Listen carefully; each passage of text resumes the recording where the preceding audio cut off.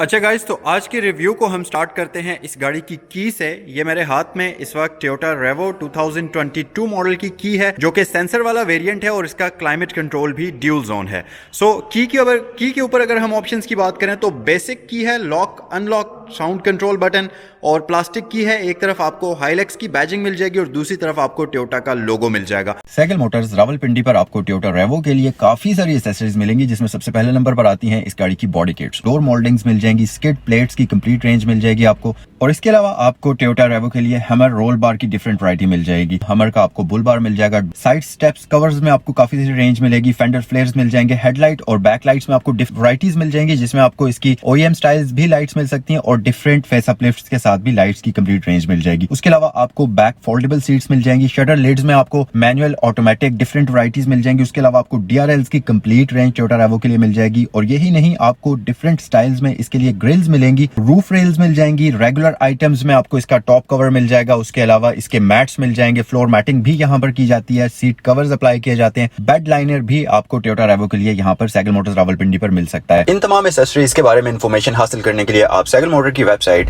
www.sagalmotorsports.pk पर visit करें या स्क्रीन पर दिए गए नंबर्स पर कॉल करें। और सबसे अच्छी बात ये कि ये तमाम एक्सेसरीज आप पूरे पाकिस्तान में कहीं भी कैश ऑन डिलीवरी पर ऑर्डर कर सकते हैं।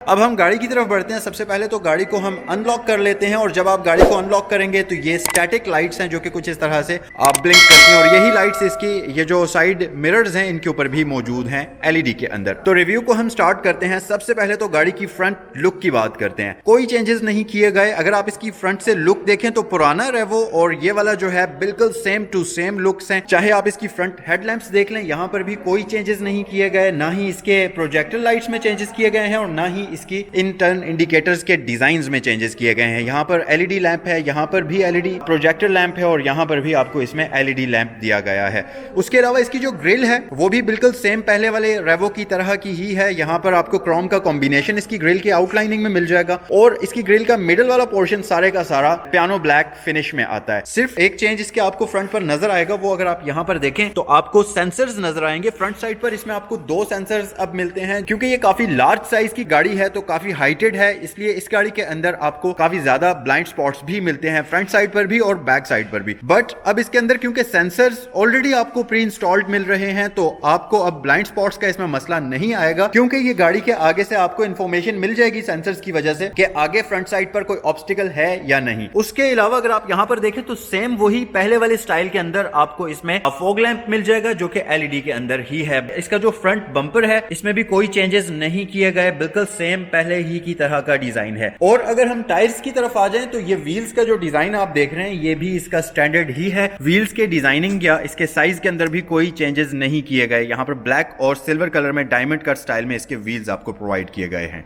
अच्छा, तो टायर की अगर हम बात करें तो इसके ऊपर आपको डनलॉप का टायर मिल जाता है जिसका साइज 265/60 है और 18 इंचेस इसके रिम्स का साइज है। अगर बैजिंग की बात करें सेम वहीं पर फिर वही बात है कि कोई चेंजेस यहाँ पर नहीं किए गए। इसका जो लेफ्ट वाला फ्रंट डोर है उसके ऊपर आपको हाइलक्स की बैजिंग मिल जाएगी। नीचे 2.8 जो कि इसके सीसीज हैं उसके बारे में इंफॉर्मेशन दी गई है और ये D4D जो कि इसके इंजन का वेरिएंट है उसके बारे में इंफॉर्मेशन दी गई है। डोर लैचेस क्रोम में आपको मिल जाते हैं। स्मार्ट एंट्री का ऑप्शन मौजूद है बट सेंसर नहीं है, बटन आपको दिया गया है तो इसको आपको प्रेस करना पड़ेगा। इसके साइड व्यू मिरर्स जो हैं ये रिट्रैक्टेबल हैं, पहले की तरह टू टोन, ऊपर क्रोम है, नीचे ब्लैक है, मैट ब्लैक। और इसके अलावा यहाँ पर टर्न इंडिकेटर्स भी हैं और ये जो इनका शीशा है ये भी इलेक्ट्रिकली आप एडजस्ट इसको कर सकते हैं। अच्छा, दूसरी तरफ अगर हम आ जाएं, राइट और लेफ्ट दोनों साइड्स के डोर्स में कोई डिफरेंस नहीं है, ना ही बैजिंग में और ना ही किसी और चीज में, बिल्कुल सेम टू सेम है। साइड व्यू मिरर्स बिल्कुल सेम टू सेम है, व्हील्स आप देख सकते हैं। उसके अलावा ये जो साइड स्टेप्स हैं ये भी बिल्कुल सिमिलर ही हैं इस गाड़ी के अंदर। अब अगर हम गाड़ी की रियर साइड पर आ जाएं, बैक साइड पर आपको कोई विजिबल चेंज नजर नहीं आएगा सिवाय ये जो बम्पर के ऊपर आपको छोटे छोटे ब्लैक डॉट्स नजर आ रहे हैं इनके। ये बेसिकली बैक साइड पर भी इसके अंदर 4 पार्किंग सेंसर्स इंक्लूड किए गए हैं। फ्रंट पर 2 हैं, बैक पर 4 सेंसर्स इसमें आपको मिल जाते हैं जो कि यहां पर इंस्टॉल्ड हैं। वैसे इस गाड़ी के लिए पार्किंग सेंसर्स बहुत जरूरी थे क्योंकि इस गाड़ी की जो लेंथ है उसके हिसाब से और जो इस गाड़ी की हाइट है उसके हिसाब से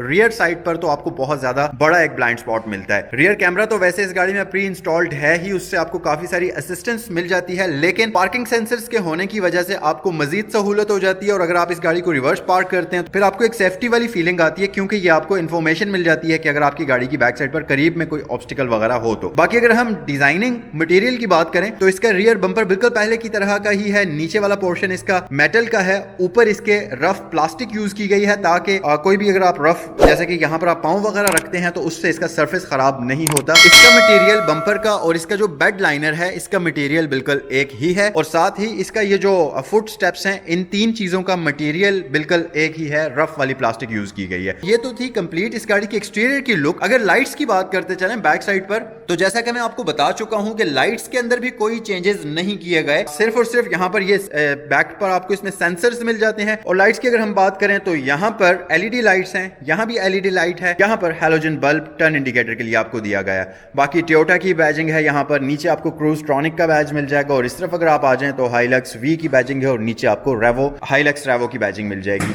और इसको हम ओपन भी कर लेते हैं तो ये रहा जी इस गाड़ी का बेड, और कोई भी चेंजेस नहीं किए गए सिवाय रियर सेंसर्स के। सो इसे वापस क्लोज कर लेते हैं और गाड़ी के अंदर चलते हैं, और मैं आपको इस गाड़ी का इंटीरियर दिखाता हूं। इंटीरियर के अंदर आपको कुछ विजिबल चेंजेस नजर आएंगे, सो उनके बारे में भी हम बात करते हैं। बट उससे पहले जरा इसका जो ड्राइवर डोर है वो मैं आपको दिखा देता हूं। अच्छा, ये वाला वेरिएंट जो इस वक्त आप देख रहे हैं स्क्रीन पर, ये कंप्लीट ब्लैक थीम के साथ है। किसी किसी जगह पर आपको सिल्वर कॉम्बिनेशन भी इसके डैशबोर्ड में मिल जाएगा। अच्छी चीज ये कि इसकी जो फ्रंट वाली सीट्स हैं ये इलेक्ट्रिकल एडजस्टमेंट के साथ हैं। बेसिकली ड्राइवर वाली सीट तो इलेक्ट्रिकल एडजस्टमेंट के साथ है। चेक कर लेते हैं फ्रंट वाली पैसेंजर सीट, उसमें क्या ऑप्शंस आपको दी गई हैं।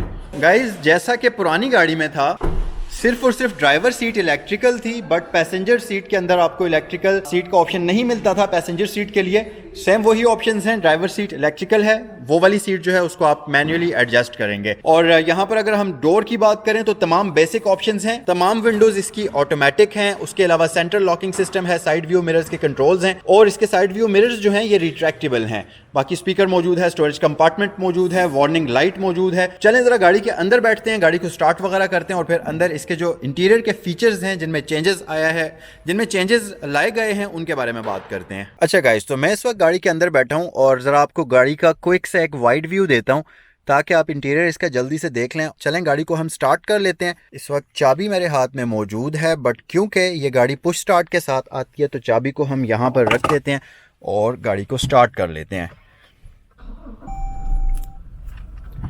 ओके जी, इंस्ट्रूमेंट क्लस्टर का लेआउट इसका कुछ इस तरह से है। तो इंस्ट्रूमेंट क्लस्टर बड़ा ही मजे का है, वाइट और कलरफुल, काफी कलरफुल इसका इंस्ट्रूमेंट क्लस्टर है। यहाँ पर बाकी चेंजेस कोई भी नहीं किए गए, सेम वही है। अगर आप इस तरफ आ जाएं तो यहाँ पर आपको जो सबसे पहला लास्ट डिफरेंस है, मतलब जो चेंज इसमें लाया गया है, एक ही चेंज इंटीरियर के अंदर हुआ है, और वो है इस गाड़ी का climate control. Digital climate control तो इसमें आपको पहले ही मिलता था, बट अभी जो इस गाड़ी के अंदर आप देख रहे हैं ये dual zone digital climate control है, जिसके लिए यहाँ पर आपको बटन दिया गया है। अगर आप इसको ऑन करते हैं यहाँ से, लेट्स सपोज अगर आप ऑटो पर रखते हैं तो यहाँ से आप दोनों साइड्स का टेम्परेचर अलग अलग एडजस्ट कर सकते हैं। इस साइड ड्राइवर के लिए है और इस साइड, ये साइड जो है ये पैसेंजर के लिए है। तो ये एक डिफरेंस इसमें आया है जो कि इसमें चेंज लाया गया है क्लाइमेट कंट्रोल के अंदर। और दूसरी चीज, इसके अंदर आपको अब सेंसर्स का ऑप्शन भी मिल जाता है। बाकी वही बेसिक फीचर्स हैं। यहाँ पर 4 व्हील ड्राइव कंट्रोल सिस्टम है, नीचे आपको इसमें traction control, differential lock, down hill assist का ऑप्शन मिल जाता है, और यहाँ पर 2 अदद आपको पावर सॉकेट्स मिल जाती हैं। उसके अलावा यहाँ पर जो है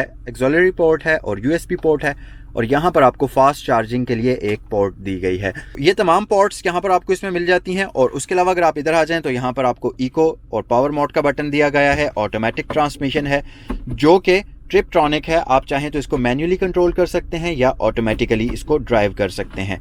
उसके अलावा अगर आप स्टीयरिंग व्हील पर देखें तो आपको पैडल शिफ्टर्स नहीं दिए गए, बट यहाँ पर क्रूज कंट्रोल का ऑप्शन भी मौजूद है। मल्टीमीडिया कंट्रोल्स, ये बेसिकली इसके ये जो MI डिस्प्ले है उसके कंट्रोल्स हैं, और यहाँ पर आपको मल्टीमीडिया कंट्रोल्स इस गाड़ी के अंदर मिल जाते हैं। उसके अलावा यहाँ पर अगर आप देखें तो यहाँ पर एक बटन ऐड किया गया है जो कि आपको शायद नजर आ रहा होगा। ये इसके पार्किंग सेंसर्स को ऑन या ऑफ करने के लिए है, तो आप अपनी मर्जी से पार्किंग सेंसर्स को ऑन या ऑफ यहाँ से कर सकते हैं। अच्छा, उसके अलावा अगर आप बाकी गाड़ी के इंटीरियर पर नजर डालें तो सेम वही इंटीरियर है टोयोटा रेवो का जो कि 2021 का आता था। अब क्योंकि टोयोटा रेवो जो है चेंज होने जा रहा है, टोयोटा रोको भी आ चुका है, तो ये बेसिकली रेवो का ही समझ लीजिए कि एक स्पेशल एडिशन है जिसके अंदर आपको सेंसर्स और ड्यूल जोन क्लाइमेट का ऑप्शन दिया गया है। अच्छा, बाकी अगर हम मजीद फीचर्स की बात करें तो रूफ पर आ जाते हैं। सनरूफ इसमें आपको नहीं मिलता, बट यहाँ पर सनग्लास होल्डर दिया गया, 2 अदद लाइट्स हैं। यहाँ पर आपको मिरर नहीं मिलता, दूसरी साइड के ऊपर आपको मिरर मिल जाता है। सीट्स की तरफ अगर हम आ जाएं तो लेदर सीट्स हैं। फ्रंट पैसेंजर के लिए इलेक्ट्रिकल एडजस्टमेंट नहीं है। फ्रंट साइड पर ड्राइवर के लिए इलेक्ट्रिकल एडजस्टमेंट का ऑप्शन आपको दिया गया है। चलें जरा गाड़ी के रियर इंटीरियर की तरफ आ जाते हैं। मैं आपको इस गाड़ी का रियर इंटीरियर भी जल्दी से दिखा देता हूँ। चलिए जी, गाड़ी के अंदर बैठते हैं और आपको जरा इसका रियर इंटीरियर भी मैं बैठकर दिखा देता हूँ। एक चीज़ इस गाड़ी की जो है वो बहुत ही डिसअपॉइंट करती है। अगर आप इस गाड़ी की लेग स्पेस बैक साइड पर देखें तो बहुत ही बुरी लेग स्पेस है। मतलब रियर पैसेंजर्स के लिए बड़ी ही एक अनकंफर्टेबल सिटिंग पोजीशन है। और जो इसकी ये सीट है ये बिल्कुल स्ट्रेट है इसकी सिटिंग पोजीशन, तो बड़ी ही एक अनकंफर्टेबल सी सिटिंग पोजीशन इस पर बनती है। बाकी यहाँ पर मैट्स वगैरह पड़े हैं जो कि बड़े ज़बरदस्त प्लास्टिक के अंदर रैप किए गए हैं, जिनके ऊपर आपको हाइलक्स की बैजिंग भी यहाँ पर मिल जाती है। अच्छी बात यह कि रियर पैसेंजर्स के लिए भी आपको इसमें एयर वेंट्स का ऑप्शन दिया गया है, जो कि अच्छी बात है। रियर पैसेंजर्स के लिए थोड़ा सा कंफर्ट यहाँ पर ऐड हो जाता है।